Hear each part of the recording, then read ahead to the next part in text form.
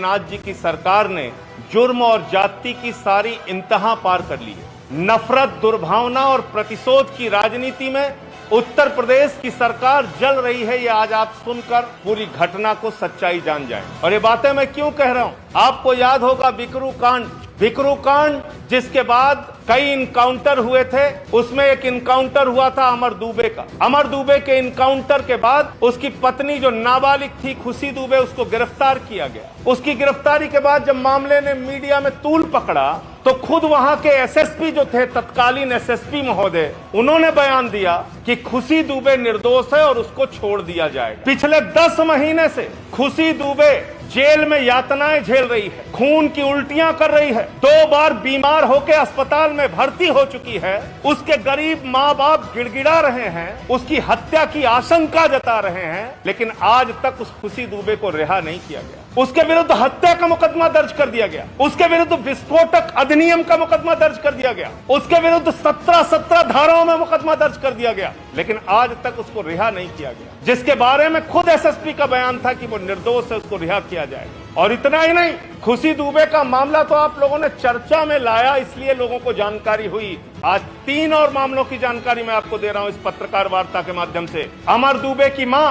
क्षमा दुबे पिछले 10 महीने से जेल में है।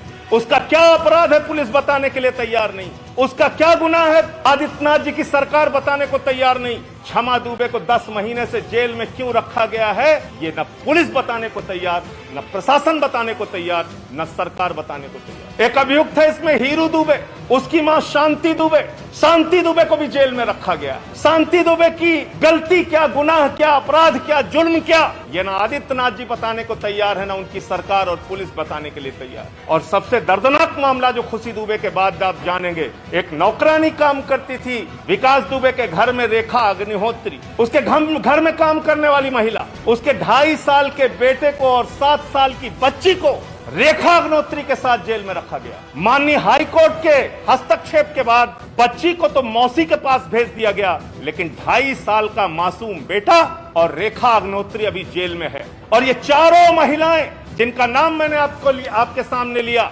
अमर दुबे की नाबालिग पत्नी खुशी दुबे, अमर दुबे की मां क्षमा दुबे, रेखा अग्निहोत्री विकास दुबे के घर में काम करने वाली महिला, और शांति दुबे हीरू दुबे की मां, ये चारों महिलाएं, मैं पूरे जिम्मेदारी से कह रहा हूं, एफआईआर की कॉपी मेरे सामने है। जो शुरुआती एफआईआर पुलिस ने लिखी, कानपुर के पुलिस के शुरुआती एफआईआर में चारों महिलाओं का नाम नहीं है। इन चारों महिलाओं का नाम इस एफआईआर में नहीं है। मैं इसकी कॉपी दे रहा हूं आपको। इसमें 22 अभियुक्त बनाए गए हैं और इन 22 अभियुक्तों में इन चारों महिलाओं का नाम नहीं है। तो मैं पूछना चाहता हूं आदित्यनाथ जी आपसे, आप प्रतिशोध में, दुर्भावना में, नफरत में इतने आगे बढ़ चुके हैं कि 2.5 साल के बच्चे को उसकी मां के साथ आप 10 महीने से जेल में रख रहे हैं। अब प्रतिशोध में और नफरत में इतने आगे जा चुके हैं कि अब अमर दुबे की मां, उसकी पत्नी हीरो दुबे की मां को 4 महिलाओं को जेल में 10 महीने से सड़ा रहे हैं। मैं पूछना चाहता हूं, कितनी नफरत की कार्रवाई आप करेंगे आदित्यनाथ जी?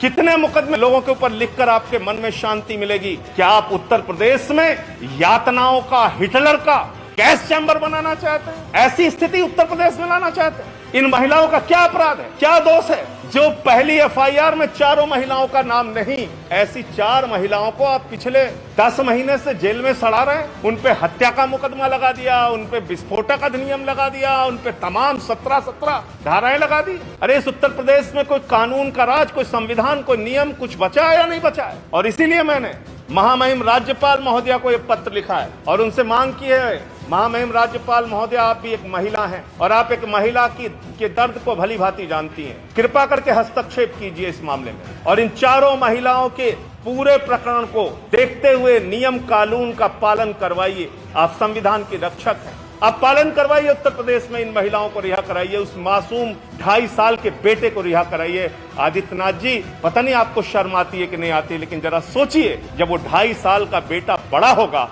तो आपके बारे में क्या सोचेगा कि मैं कैसे जुल्मी राज में पैदा हुआ, जहां मेरा बचपन जेल में बीता बगैर किसी गुनाह के। ये पूछेगा सवाल वो। और इसलिए मैं आपको दिखाना चाहता हूं ये तमाम बयान जो उस समय के एसएसपी महोदय ने दिया है। एसएसपी का बयान है जिसमें वो कह रहे हैं कि खुशी दुबे निर्दोष है। एसएसपी का बयान है जिसमें वो साफ तौर पे मान रहे हैं कि खुशी दुबे निर्दोष है और ये उसकी हालत जो बिगड़ी है जेल में, खुशी दुबे की उससे जुड़ी हुई खबरें। तो जब एसएसपी मान रहा है और मैं आपको दिखा रहा हूं कि क्या क्या बयान उस समय के आए थे, तो आपने जबरन क्यों जेल में रखा हुआ है? क्यों अपनी प्रतिशोध और नफरत की राजनीति में आप मुकदमे लिखने में मास्टर हैं, मैं जानता हूं। आपने 14 मुकदमे मेरे ऊपर लिख दिए, मेरे पार्टी का दफ्तर खाली करा दिया, और मुकदमे लिख लीजिए। हम लोग आपकी यातना बर्दाश्त कर लेंगे। आप लिख लीजिए सूर्य प्रताप सिंह पे मुकदमा, वो भी बर्दाश्त कर लेंगे। लेकिन 2.5 साल के बच्चे को तो जेल में मत रखिए, 2.5 साल के मासूम को तो जेल में मत रखिए। क्या सोचेंगे लोग आपके बारे में? कितने नफरत से आप सरकार चला रहे हैं उत्तर प्रदेश की। इससे बाहर आइए आदित्यनाथ जी। और मैं आपसे कहूंगा कि जब तक आम आदमी पार्टी का अस्तित्व है और जब तक हम लोग राजनीति में हैं, लोकतंत्र नियम से चलेगा, कानून से चलेगा, संविधान से चलेगा, तानाशाही से नहीं चलेगा। उत्तर प्रदेश में हम हिटलर का गैस चैम्बर नहीं बनने देंगे। उत्तर प्रदेश में हम यातना गृह बनने नहीं देंगे। उत्तर प्रदेश में नाजायज किसी को अपनी दुर्भावना के चक्कर में अगर आप जेल में डालना चाहेंगे तो ये राजनीति हम लोग चलने नहीं देंगे। इसके खिलाफ हम खड़े होंगे। मैं दिखाना चाहता हूँ एसएसपी से संबंधित क्या खबर आई थी इस समय।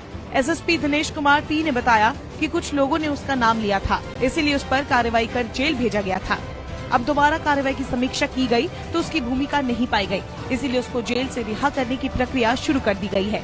जल्द ही वो जेल से रिहा होगी, कोई भी निर्दोष जेल नहीं जाएगा। और एफआईआर की कॉपी मैंने दिखा दी कि एफआईआर में भी इन 4 महिलाओं का नाम नहीं है। ले लीजिए आप लोग एफआईआर। तो क्या उत्तर प्रदेश को जुर्म का टापू बनाना चाहते हैं आदित्यनाथ जी? ये मैं उनसे जानना चाहता हूँ। ये एफआईआर की कॉपी है और इसमें 22 लोगों के नाम हैं और इन 22 लोगों के नाम में कहीं भी इन 4 महिलाओं का, जिनका नाम मैंने आपके सामने लिया, इनका कोई नाम इस एफआईआर में नहीं है। इसकी कॉपी मैं आपको दे दूँ। अगर आप चाहते हैं गरीब हर वंचित इंसान की आवाज आप तक पहुंचे तो हमारे चैनल को सब्सक्राइब करें और बेल आइकन का बटन दबाना ना भूलें। देखते रहिए बहुजन न्यूज।